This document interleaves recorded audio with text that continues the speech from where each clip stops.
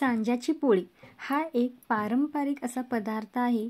शिवकालीन पदार्थ आहे. खूप वर्षापासून हा पदार्थ बनवला जातो. खायला अगदी अप्रतिम अशी ही पोळी लागते. बनवायलाही अगदी सोपी, पटकन होणारी ही पोळी आहे. सांज्याच्या पोळ्या तर आमच्या इकडे याला सोजीच्या पोळ्या असं देखील म्हटलं जातं. देवाच्या नैवेद्यासाठी सुद्धा ह्या पोळ्या बनवल्या जातात. पाहुण्यांच्या घरी शुभप्रसंगी आपल्याला दुर्डी घेऊन जायची असते, त्यावेळेला खूप मोठ्या प्रमाणामध्ये पोळ्या बनवाव्या लागतात. तर त्यासाठी पटकन होणाऱ्या ह्या पोळ्या आहेत, तर आवर्जून ह्या पोळ्या बनवल्या जातात.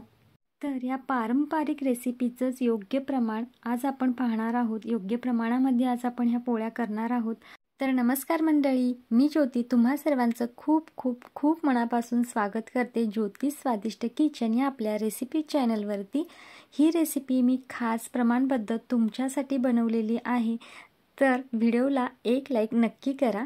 तर वेळ न घालवता रेसिपीला सुरुवात करूया. सर्वप्रथम पोळीसाठी लागणारं साहित्य पाहून घेऊया.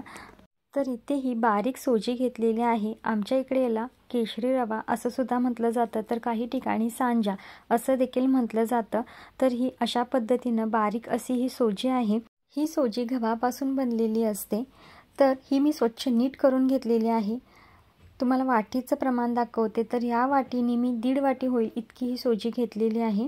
आणि ह्याच वाटीने मी 1 वाटी गच्च भरून खिसलेला गूळ घेतलेला आहे. तर गूळ तुम्ही अजून देखील वाढवू शकता. आपल्याला गरजेनुसार इथे तूप वापरायचं आहे, चवीनुसार मीठ आणि जायफळ आणि वेलचीची इथे पूड करून घेतलेली आहे. यामुळे पोळी खूप छान लागते. तर इथे मी 1 वाटी मैदा घेतलेला आहे आणि 2 वाट्या गव्हाचं पीठ घेतलेलं आहे. सर्वात प्रथम आपण पीठ मळून घेणार आहे. त्यासाठी आधी आपल्याला पीठ स्वच्छ असं चाळून घ्यायचं आहे. पीठ चाळून घेतलं की आता आपण यामध्ये चवीनुसार थोडंसं मीठ घालून घ्यायचं आहे आणि पाणी घालून हे पीठ घट्ट असं मळून घ्यायचं आहे.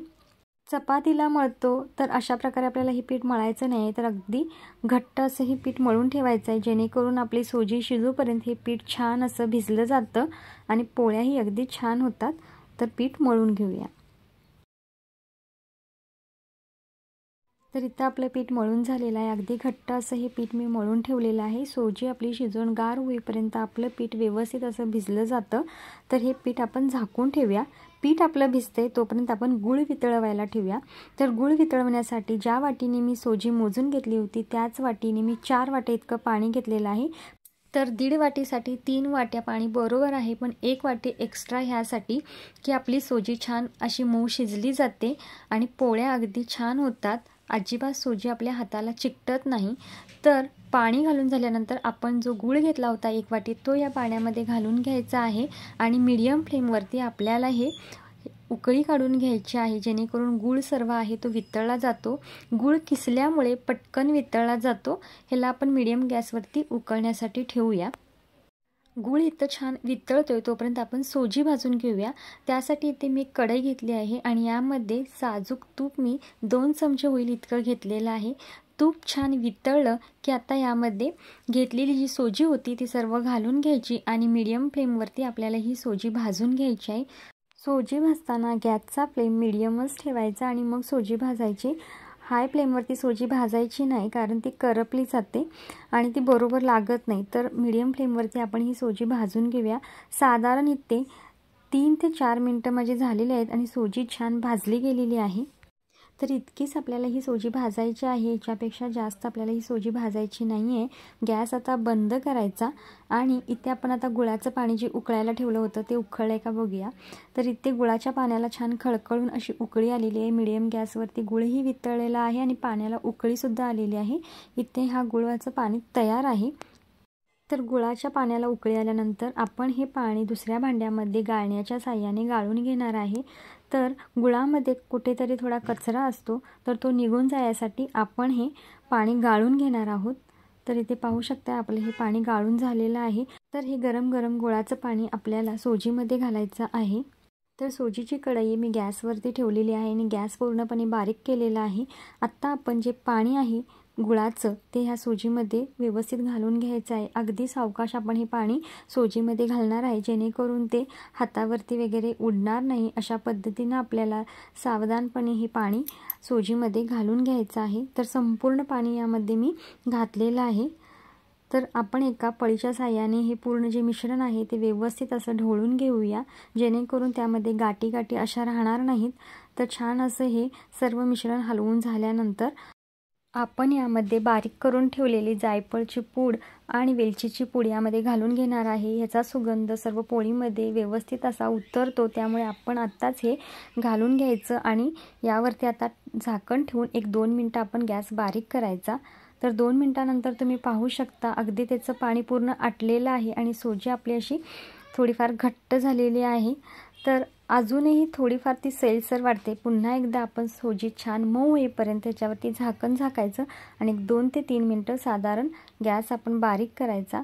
तर 2 ते 3 मिनिटांनंतर तुम्ही पाहू शकताय सोजी अगदी तर तयार झालेली आहे। मस्त असा त्याचा कलर आलेला आहे, सुगंध तर खूपच छान येत आहे। आता ही सोजी आपण पूर्णपणे गार करून घेणार आहोत। तर सोजी ते पहा पूर्णपणे गार झाल्यानंतर आपण ही सर्व सोजी ताटामध्ये काढून घेऊया। तर इथे पाहू शकताय त्या सोजीला मळायची वगैरे काही गरज लागत नाही, तर अगदी सहजपणे त्याचा उंडा इथे तयार होत आहे आणि आपल्या हाताला अजिबात सोजी चिकटलेली नाही आहे।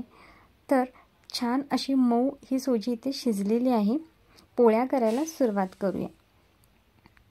तर इथे पहा कणिकही अगदी मऊ अशी भिजलेली आहे। तर काय करायचं, आपण जसं चपातीला कणिक घेतो त्या साईजमध्ये आपण ही पोळीसाठी कणिक घ्यायची, त्याचा गोळा बनवायचा आणि पुरणाच्या पोळीसाठी कसं आपण ह्याचा वाटी तयार करून घेतो तशी वाटी तयार करून घ्यायची आणि ही जी सोजीचा गोळा आहे तोही आपण त्या साईजमध्ये घ्यायचा आणि यामध्ये आता हा व्यवस्थितपणे आपण ह्या वाटीमध्ये ही सोजी भरून घ्यायची आणि ह्याचा छान असा गोळा तयार करून घ्यायचा। तर इथे पहा आपण पुरणाच्या पोळीला कसं भरून घेतो त्याचप्रमाणे आपण सोजीच्या पोळ्याचाही गोळा तयार करून घ्यायचा। इथे वर जे आलेलं जे एक्स्ट्राचं पीठ आहे ते न काढता व्यवस्थित त्याला असं दुमडून घ्यायचं। तर इथे हे मी पीठ दुमडून घेतलेलं आहे आणि याचा गोळा तयार करून घेतलेला आहे। ह्यावरती आता आपण पीठ टाकून हा भरलेला गोळा त्यावरती ठेवायचा आणि असं बोटाच्या साहाय्याने तो सगळीकडून प्रेस करून घ्यायचा, जेणेकरून जी सोजी आहे ती सर्व काठोकाठ येते आणि पोळी खायला छान लागते। तर इथं आपण ही पोळी लाटायला सुरुवात करूया। तर हे पहा अशा पद्धतीने अगदी हलक्या हाताने आपण ही पोळी लाटायची, ती अजिबात फाटत नाही किंवा तुटत नाही, ती व्यवस्थित अशी लाटली जाते।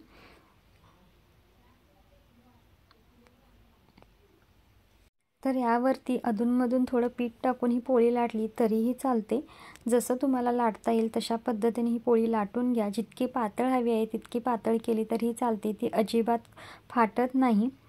तर इथे पाहू शकता मी ह्या साईजमध्ये ह्या पोळ्या लाटून घेतलेल्या आहेत आणि बघा जी सोजी आपण आतमध्ये भरली होती ती व्यवस्थित काठापर्यंत आलेली आहे, त्यामुळेच ती पोळी खायला छान लागते। तर इथे गॅसवरती तवा ठेवलेला आहे, तवा छान तापलेला आहे, ह्यावरती आता पोळी घालून घेऊया। पोळी टाकल्यानंतर ती लगेच पलटून घ्यायची नाही, तर त्याला असे फुगे आल्यानंतर आपण काय करायचं वरती तेल लावायचं, तुम्ही तूपही लावू शकता आणि त्यानंतर आपण ही पोळी पलटून घेणार आहोत। वरच्या साईडनेही ह्याला तेल लावून घ्यायचं आहे आणि गॅसचा फ्लेम मीडियम ठेवायचा आहे, तर पोळी अगदी छान खरपूस भाजली जाते।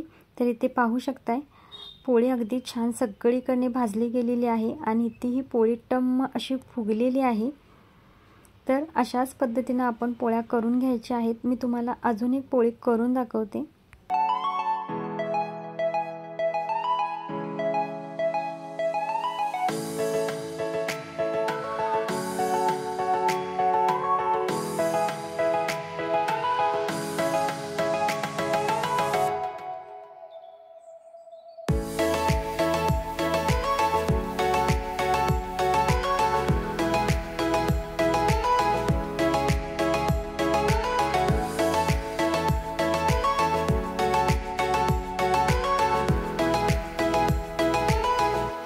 तर ही पोळी भाजताना तुम्ही गॅसचा फ्लेम मीडियमच ठेवा, जेणेकरून पोळी आपल्या करपल्या जाणार नाहीत, अगदी छान खरपूस भाजल्या जातील।